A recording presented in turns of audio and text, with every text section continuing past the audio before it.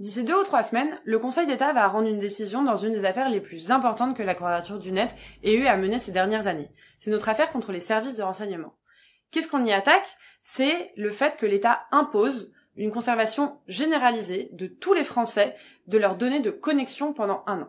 Les données de connexion, ça concerne tous les numéros de téléphone avec qui vous communiquez, donc par appel ou par SMS, c'est ce qu'on appelle les fadettes.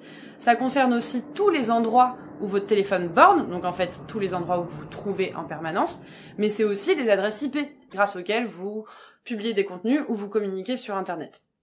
L'ensemble de ces données, c'est une source d'information hyper importante et très intrusive, utilisée par la police et les renseignements.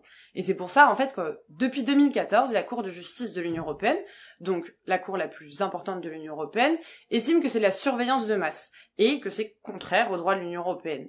Donc nous, dès 2015, on est allé voir le Conseil d'État pour lui demander d'abroger le régime en France.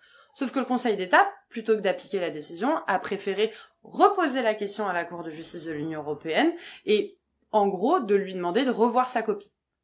Sauf que la Cour de justice, à nouveau, il y a 6 mois, elle a réaffirmé que la conservation généralisée des données de connexion, c'était de la surveillance de masse.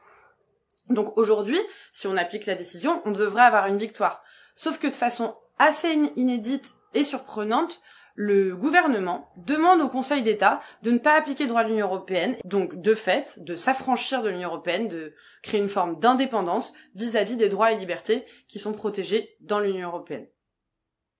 Mais le débat s'arrête pas là. Il y a d'autres choses intéressantes qui vont être tranchées par le Conseil d'État, notamment qui surveille les surveillants. La Cour de justice, dans cette même décision, elle impose que les services de renseignement soient contrôlés par une autorité indépendante qui a un pouvoir de contrainte. En France, c'est pas le cas.